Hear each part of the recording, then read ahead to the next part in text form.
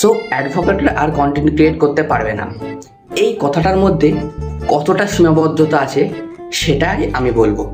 সেটা হলো কি, যে কালকে বিসিআই নতুন একটা রুল বার করেছে যে যারা অ্যাডভোকেট এবং ল ইন্টার্নশিপ করছে তারা যে ডেলি ভ্লগ করতো বা তাদের সেলফ প্রমোশন করতো, বা অনেকজন আছে এরকম বলতো যে ওই জিনিসটা তো আমি নিমেষে করে দিতে পারবো, লাইক ওই বেল, ওই অ্যান্টিসিপেটরি বেল, লাইক সামথিং, এগুলো তো এই সব ভিডিও বানানো যাবে না। এটা পুরো বিসিআই মানা করে দিচ্ছে। তাহলে এখন আমরা যারা ছোট ক্রিয়েটর এবং যারা নতুন নতুন ক্রিয়েটর বা যারা বড় ক্রিয়েটর লিগাল অ্যাওয়ারনেস ছড়াতে চাচ্ছে চারিদিকে, তাহলে তারা কি করবে? বিসিআই তাদের বারণ করেনি।